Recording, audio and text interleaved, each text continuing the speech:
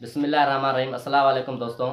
रमज़ान अल्लाह का महीना है। इस मुबारक महीने में मुसलमानों पर रोज़े फ़र्ज़ करार दिए गए हैं, तो चलें चलकर रोज़ों के अहकाम सीखते हैं।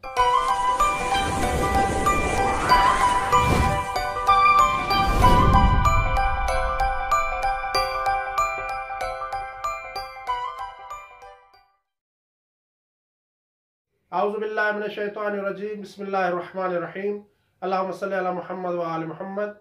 मोमिनीन किराम, जैसा कि माह मुबारक रमज़ान रवां दवां है और आज पाकिस्तान के तमाम मुसलमानों ने दूसरा रोज़ा रखा है।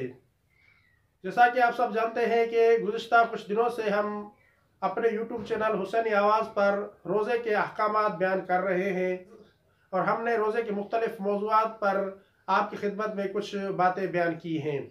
आज हम उन लोगों का जिक्र करेंगे कि जिन लोगों पर रोज़ा रखना वाजिब नहीं है। 4 लोग ऐसे हैं कि जिन लोगों पर रोज़ा रखना वाजिब नहीं है। उनमें से एक वो शख्स है कि जो बुढ़ापे की वजह से रोज़ा न रख सकता हो, और दूसरा वो शख्स जिसे कोई ऐसी बीमारी लाहक हो कि जिसकी वजह से उसे सख्त प्यास लगती हो। तीसरी वो औरत कि जिसके वज़े अहमल का वक्त करीब हो और रोज़ा रखना उसके लिए या उसके बच्चे के लिए नुकसानदेह हो। और चौथी वो औरत कि जो बच्चे को दूध पिलाती हो और रोज़ा रखना उस खातून के लिए या बच्चे के लिए नुकसानदेह हो। सबसे पहले वो शख्स के जो बुढ़ापे की वजह से रोज़ा न रख सकता हो, जो शख्स बुढ़ापे की वजह से रोज़ा न रख सकता हो या रोज़ा रखना उसके लिए शदीद तकलीफ का बायस हो, उस पर रोज़ा रखना वाजिब नहीं है। दूसरी सूरत में ज़रूरी है कि रोज़े के एवज एक मुत्तआम गंदम, जौ या रोटी वगैरह किसी फ़कीर को दे। यहाँ पर 2 सूरतें बयान हुई हैं। पहली सूरत जो शख्स बुढ़ापे की वजह से रोज़ा रख सकता हो, और दूसरी सूरत रोज़ा रखना उसके लिए शदीद तकलीफ का बायस हो। ये जो दूसरी सूरत है इसके बारे में आयतुल्लाह उज़्मा सिस्तानी बयान फरमाते हैं कि हर रोज़े के एवज एक मुत्तआम चाहे वो गंदम में से हो, चाहे वो जौ में से हो या रोटी में से हो या किसी और चीज़ में से, उसके लिए ज़रूरी है कि एक मुत्तआम किसी फ़कीर को दे। अब सवाल यह है कि एक मुत्तआम कितना बनता है? एक मुत्तआम 750 ग्राम बनता है, यानी 3 पाव। हर रोज़े के बदले में 3 पाव किसी फ़कीर को देना ज़रूरी है, उस शख्स के लिए जिस शख्स के लिए रोज़ा रखना शदीद तकलीफ का बायस हो। दूसरे मसले की तरफ चलते हैं। जो शख्स बुढ़ापे की वजह से रोज़ा न रख सके, रमज़ान के बाद अगर रोज़ा रखने के काबिल हो जाए तो एहतियात मुस्तहब की बिना पर रोज़ा रखे। मसलन कोई शख्स बुढ़ापे की वजह से माह रमज़ान में उस पर बुढ़ापा तारी हो गया है और उस बुढ़ापे की वजह से वो शख्स रोज़ा नहीं रख सकता। अगर रमज़ान गुजर गया, रमज़ान गुजरने के बाद वो सेहतमंद हो गया, वो काबिल हो गया, उसमें इतनी ताकत आ गई कि अब वो रोज़ा रख सकता है, तो उसे चाहिए कि अब वो रमज़ान का रोज़ा जो उसने कज़ा किया था अब उसकी कज़ा बजा ले, एहतियात मुस्तहब की बिना पर। अगर किसी शख्स को ऐसी बीमारी लाहिक हो कि उसे बहुत ज़्यादा प्यास लगती हो और वो प्यास बर्दाश्त न कर सकता हो या प्यास की वजह से उसे शदीद तकलीफ होती हो, तो उस पर रोज़ा वाजिब नहीं है। मुख्तलिफ बीमारियां हैं, मुख्तलिफ अमराज है। अगर किसी शख्स को कोई ऐसी बीमारी लाहक हो कि जिस बीमारी की वजह से उसे सख्त प्यास लगती हो और उस प्यास की वजह से उसे शदीद तकलीफ होती हो और वो शख्स उस प्यास को बर्दाश्त न कर सकता हो, तो ऐसी सूरत में उस शख्स पर रोज़ा रखना वाजिब नहीं है। और दूसरी सूरत यह है कि यह प्यास की वजह से उसे शदीद तकलीफ होती हो। यहाँ पर इस मसले की 2 सूरतें हैं। पहली सूरत यह है कि किसी शख्स को बीमारी की वजह से बहुत ज़्यादा प्यास लगती हो और प्यास बर्दाश्त न कर सकता हो। पहली सूरत यह है, प्यास बर्दाश्त नहीं कर सकता। और दूसरी सूरत यह है कि प्यास बर्दाश्त तो कर सकता है लेकिन बहुत तकलीफ होती है, शदीद तकलीफ होती है। तो ऐसी सूरत में जो दूसरी सूरत है इसके बारे में आगा फरमाते हैं, दूसरी सूरत में ज़रूरी है कि हर रोज़े के एवज एक मुत्तआम फ़कीर को दे। बाद में रोज़ा रखने के काबिल हो जाए तो उसकी कज़ा ज़रूरी नहीं है।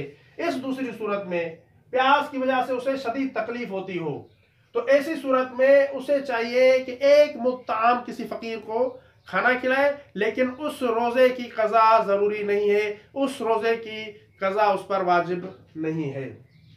تیسرے نمبر پر وہ خاتون ہے کہ جس کے وضع حمل کا وقت قریب ہو لیکن روزہ رکھنا اس کے لیے یا اس کے بچے کے لیے نقصان دہ ہو۔ جس عورت کے وضع حمل کا وقت قریب ہو اس کا روزہ رکھنا خود اس کے لیے یا اس کے بچے کے لیے نقصان دہ ہو، مضر ہو، تو اس پر بھی روزہ رکھنا واجب نہیں ہے، اور ضروری ہے کہ وہ ہر دن کے عوض ایک مطعم فقیر کو دے، اور دونوں صورتوں میں اس نے جو روزہ نہیں رکھا اس کی قضا بجا لانا ضروری ہے۔ تو یہاں پر آقا فرماتے ہیں کہ ایک خاتون ہے کہ جس کے وضع حمل کا وقت قریب ہے لیکن اس کے لیے یا اس کے بچے کے لیے روزہ رکھنا مضر ہے، نقصان دہ ہے، تو اسے چاہیے کہ ماہ رمضان میں روزہ نہ رکھے۔ جب اس کا بچہ دنیا میں آ جائے تو اس کے بعد اس کو روزہ رکھنا چاہیے، اور اس کے علاوہ اسے چاہیے کہ ایک مطعم کسی فقیر کو کھانا بھی کھلائے ہر روزے کے بدلے میں، چاہے روزہ رکھنا اس کے لیے نقصان دہ ہو یا اس کے بچے کے لیے نقصان دہ ہو، دونوں صورتوں میں آقا فرماتے ہیں کہ اس نے جو روزہ نہیں رکھا اس کی قضا بجا لائے۔ اور چوتھی صورت جو میں نے آپ کی خدمت میں بیان کی وہ خاتون ہے کہ جو خاتون دودھ پلاتی ہے۔ دودھ پلانے والی خاتون اگر اس کے لیے یا اس بچے کے لیے روزہ رکھنا مضر ہے، نقصان دہ ہے، تو اس خاتون پر بھی روزے کا وجوب ساقط ہو جاتا ہے۔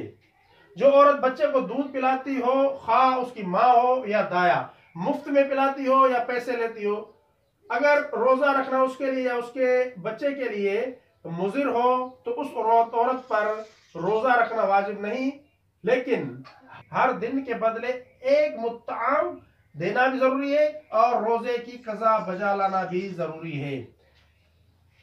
مثلا ایک خاتون ہے کہ جس نے بچے کو جنم دیا ہے، بچہ اس دنیا میں آ چکا ہے، اب بچے کو دودھ پلا رہی ہے، لیکن روزہ رکھنا اس کے لیے یا اس کے بچے کے لیے، جو بچہ ابھی اس دنیا میں آیا ہے اس کے لیے یا اس کے بچے کے لیے نقصان دہ ہے، مضر ہے، تو اس عورت کو چاہیے کہ روزہ نہ رکھے، ماہ مبارک رمضان میں روزہ نہ رکھے، اور جب رمضان چلا جائے تو اس پر یہ روزے جو اس نے ماہ رمضان میں نہیں رکھے تھے ان روزوں کی قضا بھی ضروری ہے، اور ہر روزے کے بدلے میں ایک مطعم کسی فقیر کو کھانا کھلانا بھی ضروری ہے۔ اور ایک مطعم کے بارے میں جیسا کہ میں نے آپ کی خدمت میں عرض کیا، 750 گرام گندم، جو یا روٹی یا کوئی اور چیز جو استعمال ہوتی ہے ایک مطعم سے یہی مراد ہے، اور گندم، جو، روٹی یا دوسری چیز جو اس سے ملتی جلتی ہے کسی فقیر کو دینا ضروری ہوتا ہے۔ 750 گرام جو کہ 3 پاؤ بنتا ہے۔ وما علینا الا البلاغ المبین۔ اللہم صلی علی محمد۔